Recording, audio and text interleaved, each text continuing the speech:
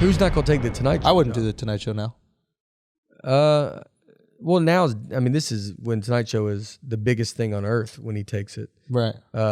So, but like, if someone offered you a talk show on something, I don't know. Like, I don't know. I mean, it's just so different now. Yeah, it's different, but yeah, I mean, there's just certain. You said you wouldn't do Netflix either, and you did that. I'm a liar. So maybe you would. I'm Hippocrates. Yeah.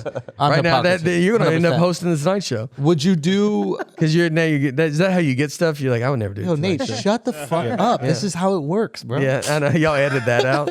I'm not even in the picture anymore.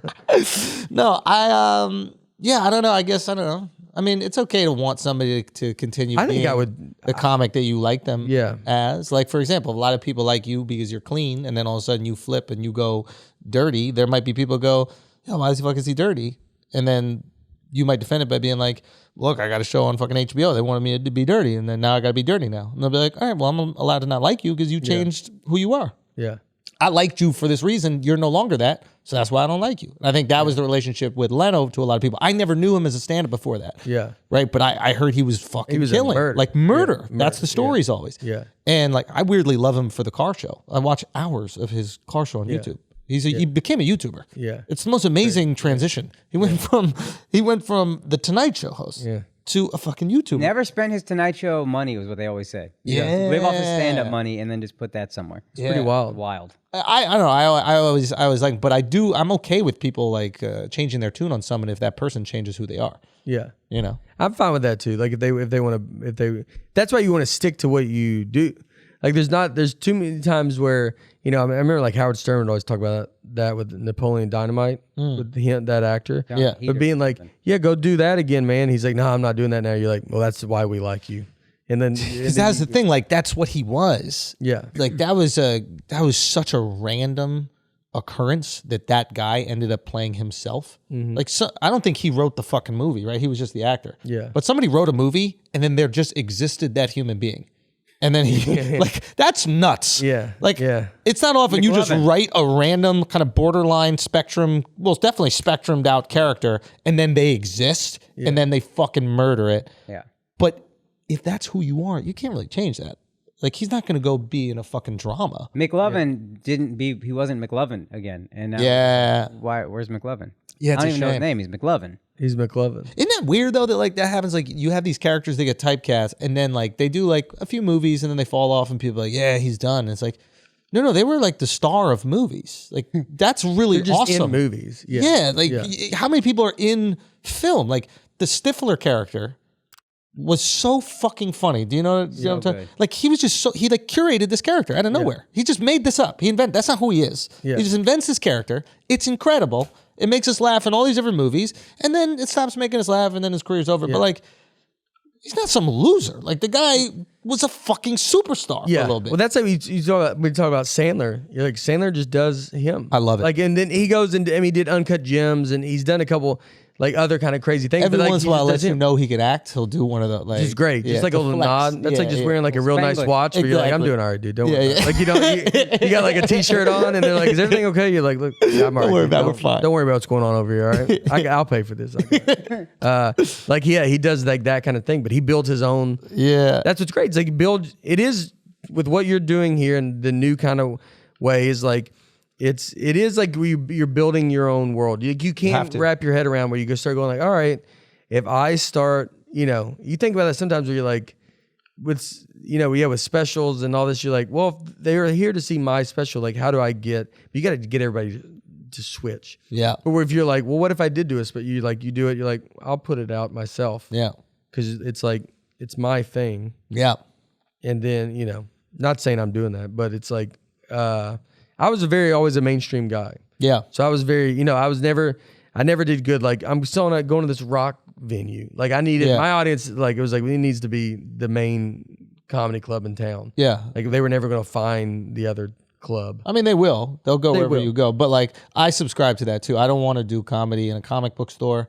I want to do comedy in the place that it's supposed to be done. Yeah. You're coming into my home. That's how I feel at a comedy club. I feel like it's my home. Yeah. And you're a guest. Yeah. If I go do like the weird offsite thing, I feel like I'm a guest. Yeah. Yeah. And I like it being my home. Yeah. Do you like theaters? Yeah. I love the sound I love the behavior. I love like that. And like when you first walk on and there's 2,000 people, you're just like, what is this? Like, what is happening? It's show business. It feels the most like show business. There's union guys. There's all this kind of thing. It's people are signing. I've talked like you always feel.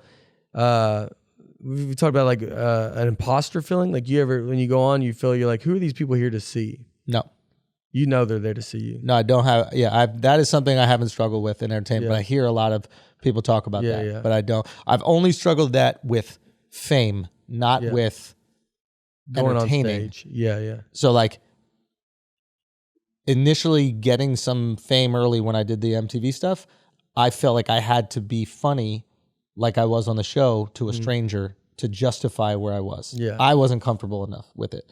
But the idea of like going up and entertaining a group of people in the way that like I'm not lying about who I am. Like who I am is who I am.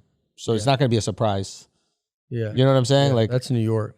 It's like good for him. but like I'm not lying. I'd be to getting you. that shit for club New sets. York is like. I think that I'm is not lying New York. to you. This is who I am. No. You know. But I think it's like it's funny. Is like it's the personality of. I wonder if like being a New Yorker, like that's y'all are very confident. I think like when you like you're very. You're just yelling. From the biggest pond, I think. And so well, there's a confidence to it that's like you're from there, dude. Like you're not like it's not like someone's like I live there. You're like, yo, dude, I'm from here. Yeah. Like you grew up there when it was terrible, and like and it was like so there's like a I don't know. There's a different. I also do think about this with home turf, and I said this to you a couple times. Like when I've been in New York for like 13 years now, so it's a little different. But before, when I would go back to Dallas.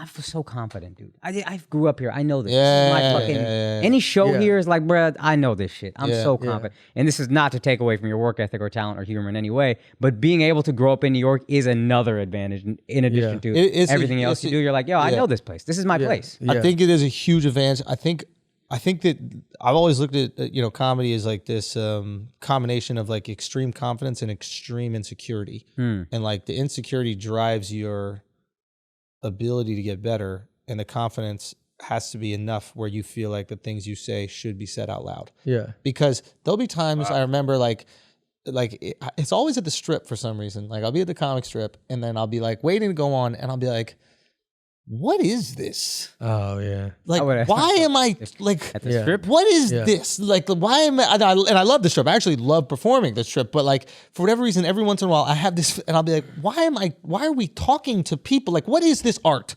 Yeah. Like that I just go on stage and I say things. Why is this funny? Why are they laughing? No. Not necessarily why are they laughing. Like, why is this a thing? Why does this exist? Why does this exist? People pay money to go watch someone make them laugh. It's the I guess art version of, when you say a word enough and it just doesn't make any sense. Oh yeah. It's that for the art. Like, what is this thing that we are doing right now? And why does this exist? And then you'll go on stage and you'll just get into it and all of a sudden it makes sense. But I'll have those like little feelings. But I think that insecurity, like, I have to be my harshest fucking critic.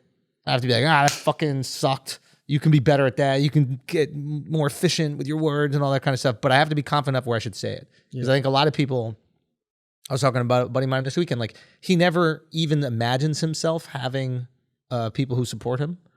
So he's not even trying to solve the problem of how to get his stuff out to them. He's trying to solve the problem of, is my stuff even worth it for them to listen to? So he wouldn't even put it out. Exactly. Like you knew you were going to be you. Yeah. You're a humble dude, but you also knew you were going to do this. Yeah, so, you have a confidence that's like, that you know, and you have to. I'm talking about you specifically. Oh, like I'm wrong to say that you imagined this going kind of like this. Like but I always I wanted it, but I never let my dreams or goals, I never let them get too far from where I was at that time. So I never wanted anything too far. I never wanted to be like right now I can tell you I want to be able to sell out the Madison Square Garden. I want to. But when I was younger, I never let myself get too far because the farther your dream was or goal was, the harder you feel like you're failing. it's too, you can't reach it. I'm handing out flyers. Yeah. So it's stupid to go, one day I'm going to be selling out the garden. Well, there, you know how many steps there is before you get to that? Yeah. I'll never get there because it'll get too daunting. But if I'm handing those flyers out and I go, I don't want to have to stand on this corner. Well, that's something I can get. And so then once you get it, then you just keep doing, then you're like, I don't want to have to stand at the door. I want to go up. I want to be able to go up whenever I want to go up. I want to be able to walk in, the biggest thing, especially for us New York comics, is popping in. That, like, everybody always did that to us, and all you think is, and I remember, like, when comics would get mad, they're like, what are you mad about? Why are they popping? You're like, how do you not just want to do that? That's the goal. Like, you're like, that's the goal. You're like, yeah, dude. Like, I look at when Chappelle comes in, you're like, I want to be Chappelle. I want to be able to walk in and go up. That's the reason there's 3 shows. Yeah. Because they never know who the fuck is going to pop in. Yeah. It's not for us. Yeah. I never had resentment about that. Are that Chappelle just walked in, as opposed to you. I never understood. But I hear what you're saying, though.